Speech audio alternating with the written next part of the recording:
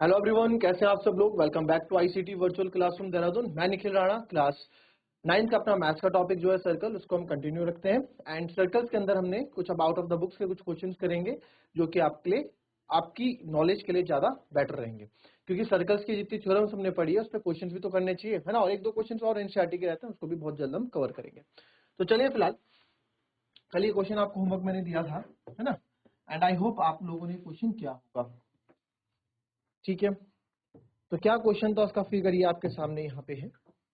Equilateral triangle of side 6 centimetre inscribed in a circle, find the radius of the circle. ठीक है, एक equilateral triangle है। तो यहाँ पे गिवन सबसे पहले हम लिख देते हैं कि गिवन हमारे पास क्या क्या है। गिवन है हमारे पास ABC is an equilateral triangle. ABC is an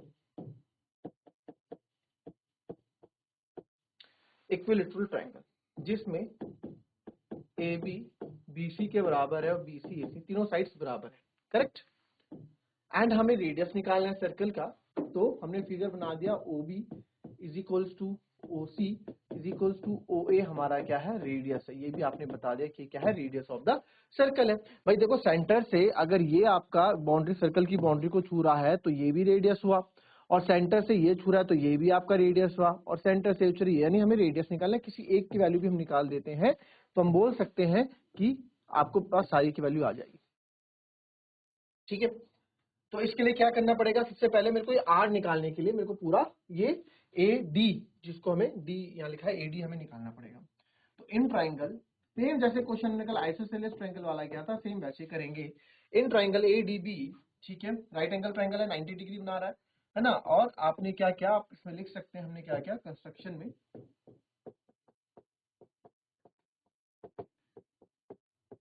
draw AD perpendicular to BC through centre O, ये लिखेंगे through centre O, centre O से जाती हुई, है ना। सेंटर ओ से जाती इसलिए लिख रहा हूं क्योंकि तभी तो थ्योरम लागू होगी कि कोई भी perpendicular from centre of the circle, जो सेंटर ऑफ द सर्कल से कोई भी परपेंडिकुलर अगर हम किसी कॉर्ड पे डालते हैं तो उस कॉर्ड को बाइसेक्ट कर देता है ना। यही तो हम पढ़ते हैं।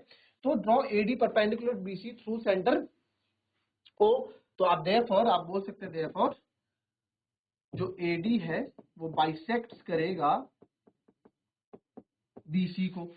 सर जो एडी है वो बीसी को बाइसेक्ट यहाँ पे कर देगा। थ्योरम आपकी वही आएगी, ठीक है, थ्योरम आपकी वही आएगी,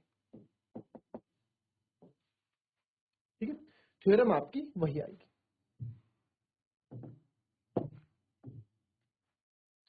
थ्योरम आपकी वही आएगी, एडी बाइसेक्ट्स बीसी। तो अब इसमें जो है बाइसेक्ट बीसी करेगा, यानी कि बीडी जो है आपका डीसी के बराबर हो गया। और आप ये बोल सकते हैं दोनों जो है हाफ ऑफ बीसी है, बात एक ही है। तो नाउ इन ट्राइंगल,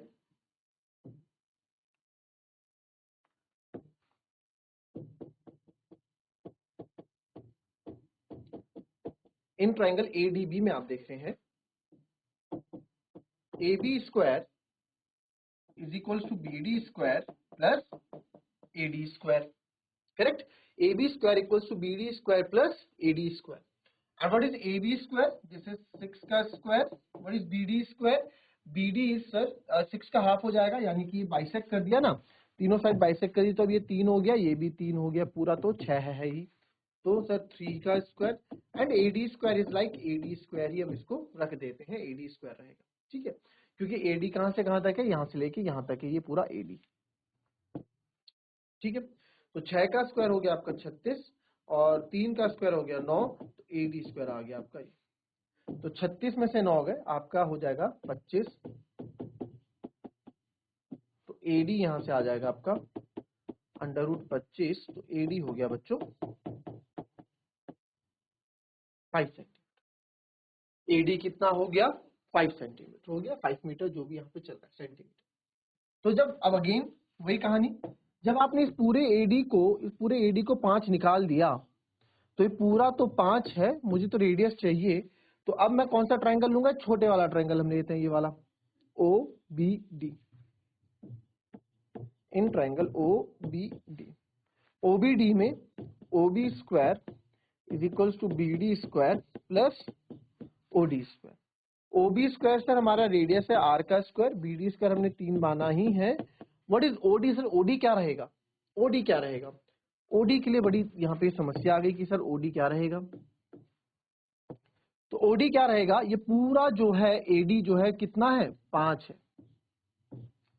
इस 5 में से, इस पूरे 5 में से अगर इस ओडी को मैं माइनस कर दूं, या फिर इस 5 में से इस आर को मैं माइनस कर दूं, तो मेरे पास क्या बच जाएगा, ओडी बच जाएगा।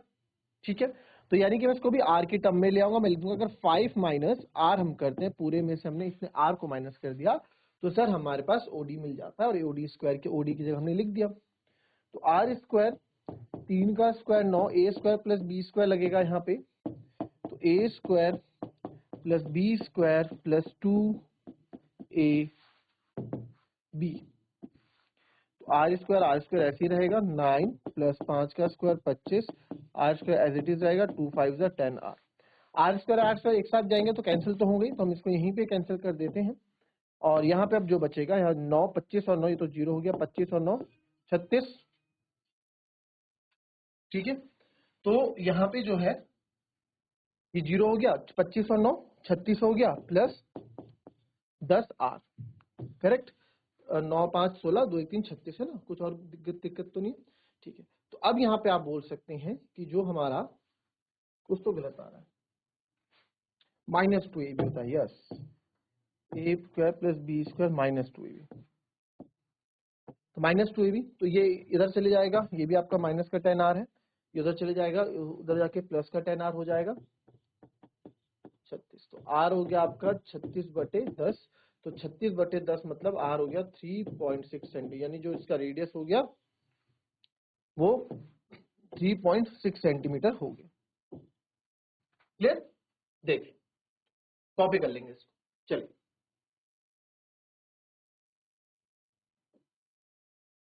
Now come to the next question. A rectangle with one side of length is 4 centimeters inscribed in a circle of diameter 5 centimeters. Find the area of rectangle. एक रेक्टेंगल है जिसकी एक साइड 4 सेंटीमीटर सर्कल के अंदर inscribe हो रखा है, तो आपको find the area of the circle, आपको उसका एरिया ऑफ सर्कल बताना। चलिए करेंगे इसको पहले।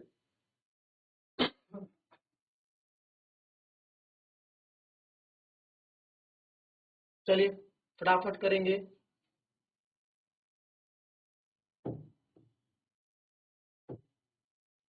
बहुत इजी है क्वेश्चन।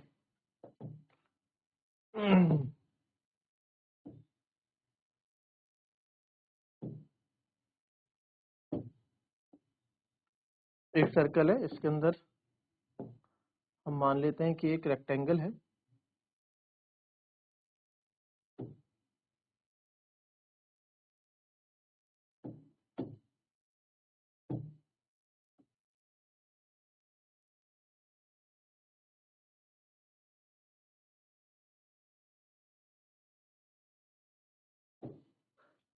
रेक्टेंगल भी नहीं बन पा रहा इसमें, तो खुद ही बना देते हैं।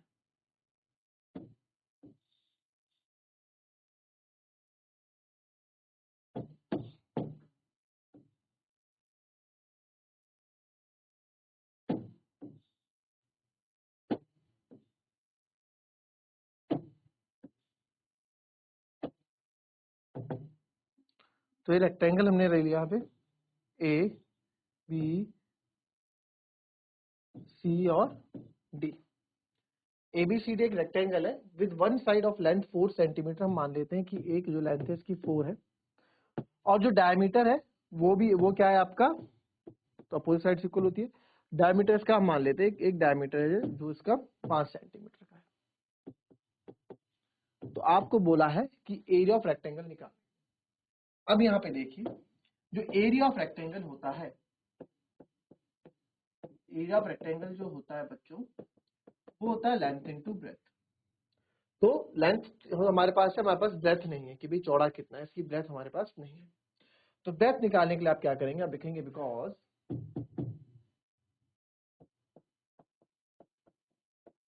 अपोजिट साइड ऑफ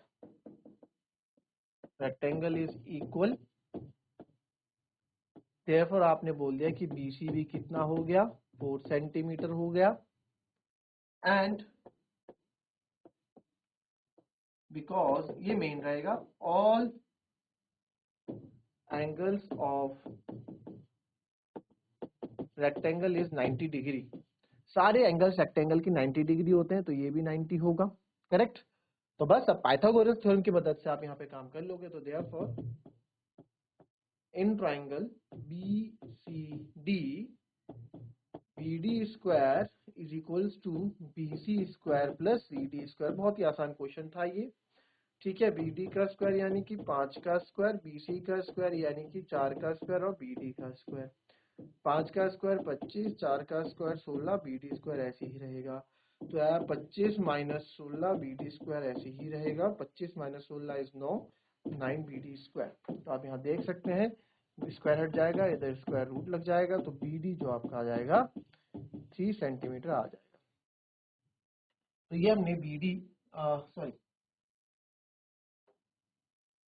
BCD लिया ना। BCD में BD square is equal to BC square plus CD square. तो CD होना था।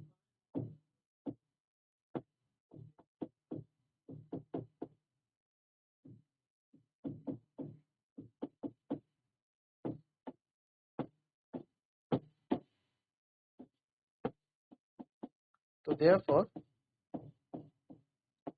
एरिया कितना हो जाएगा, लेंथ इंटू ब्रेथ 4 इंटू 3 यानी कि 12 सेंटीमीटर स्क्वायर।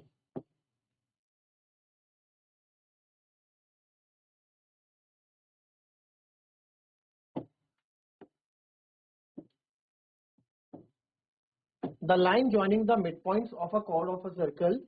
ठीक है, the line joining the mid points of the chords of a circle. जो लाइन ज्वाइन कर रही है दो कॉर्ड्स ऑफ सर्कल के मिड पॉइंट्स को जो ज्वाइन कर रहा है, passes through its centre, centre से होकर जा रहा है। तो आपको प्रूव करना है कि कॉर्ड्स पैरेलल है। तो ये प्रूव करना बहुत इजी क्वेश्चन है। एक बार क्वेश्चन का फिगर बनाओ, उस पर सोचो क्या आप कर सकते हो, और बहुत इजीली आप पैरेलल इसको प्रूव कर सकते हो। ठीक है, पैरेलल प्रूव करने के लिए क्या होता है, या तो ऑल्टरनेट इंटीरियर एंगल प्रूव कर दो या कॉरेस्पॉन्डिंग एंगल प्रूव कर दो, तभी तो आप पैरेलल प्रूव कर सकते हो। बस इन दो में से कुछ भी आप प्रूव कर दो, आपकी लाइन पैरेलल हो जाएगी।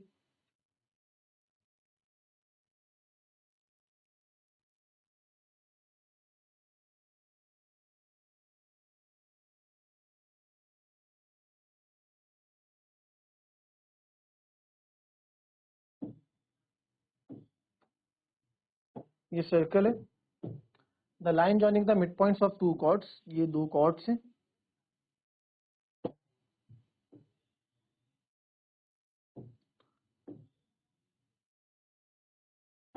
तो इन कॉर्ड्स का नाम रख देते हैं ABCD। ठीक है, तो गिवन साथ साथ लिखते रहते हैं।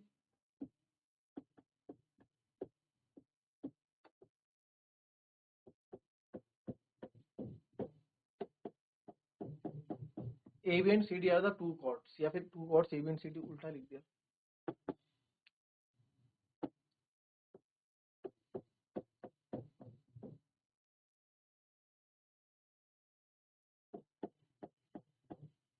ठीक है, passes through it the midpoint, line joining the midpoint। ठीक है, तो लेट CD पे रख देते हैं एक mid point,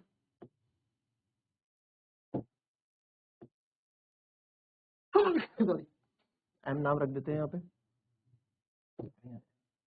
late M and N be the midpoints of AB and CD। तो लाइन ज्वाइन कर रही है इनको mid point circle, prove that chords are parallel. तो इनको लाइन ज्वाइन कर लेते हैं। अब एक बार बताओ, बिकॉज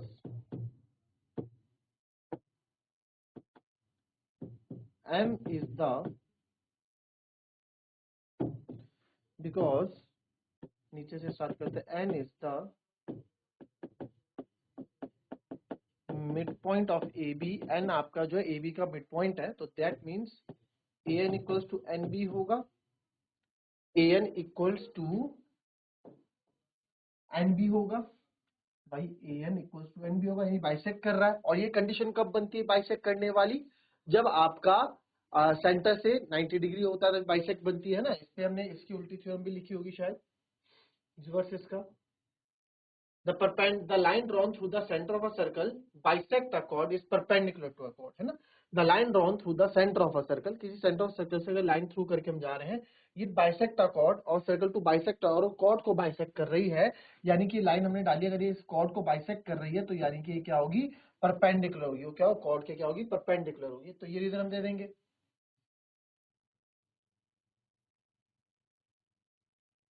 और यहाँ लिखा है थ्रू इट सेंटर, मैं नहीं बोल रहा हूँ, थ्रू इट सेंटर लिखा है क्वेश्चन में, तो आप बोल देंगे, यहाँ रीजन दे देंगे, because the line drawn through the center of a circle,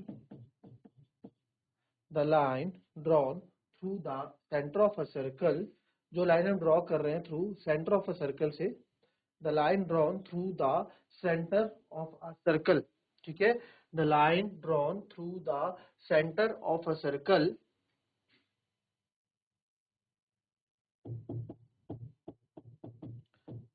bisects the chord is perpendicular to the chord। अगर इसको बाइसेक्ट कर रहा है तो ये क्या होगा, कॉर्ड के परपेंडिकुलर भी होगा, ठीक है। तो देयरफॉर इसको इक्वेशन 1 मान लेते हैं हम, क्योंकि बार बार इसका यूज करना होगा, तो आप लिखते हैं इन। तो therefore from first we can say that कि ए एन जो है is A N M equals to 90 degree, equals to 90 degree. तो सब जब ये इसके साथ है तो सिमिलरली इसके साथ भी होगा, similarly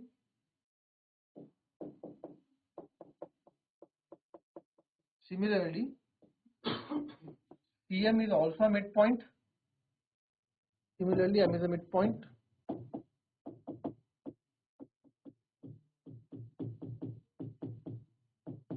M is midpoint of CD, तो therefore CM equals to MD हो जाएगा। और जब CM equals to sir MD हो जाएगा, जब CM equals to MD हो जाएगा, यानी कि ये दोनों भी आपके इक्वल हो जाएंगे, तो therefore फ्रॉम फर्स्ट हम ये कह सकते हैं कि DMN भी आपका 90 डिग्री हो जाएगा। हम होने के लिए तो पूरा 90 डिग्री है, बट जो मेरे को चाहिए अभी मैं वो ले रहा हूँ। होने के लिए तो ये भी 90 डिग्री है, बट मेरे को अभी इसकी नीड नहीं है। आप इसको लोगे तो इधर लेना पड़ेगा, इधर लोगे तो, क्योंकि मैं ऑल्टरनेट इंटर एंगल प्रूव करूंगा। अगर मैं ये वाला एंगल 90 डिग्री ले लेता तो फिर इधर मुझे ये वाला प्रूव करना पड़ता, बात खत्म है ना। तो मैंने ये वाला कर दिया तो उधर ये वाला करना पड़ेगा। तो फ्रॉम फर्स्ट NMD या DMN कुछ भी आप बोल दो इक्वल्स टू 90 डिग्री, ठीक है। तो देयरफॉर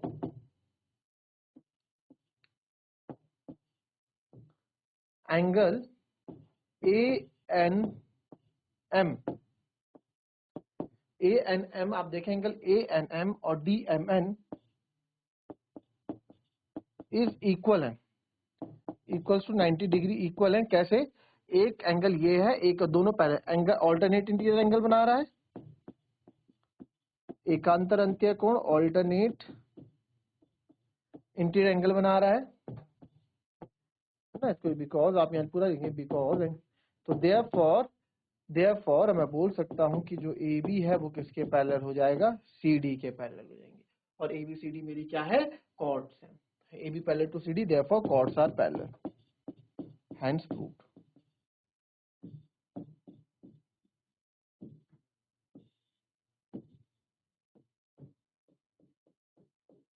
हैंस प्रूव्ड, क्लियर। इस तरीके से हम इस क्वेश्चन को करेंगे। बहुत अच्छा क्वेश्चन था, कॉपी कर लेंगे।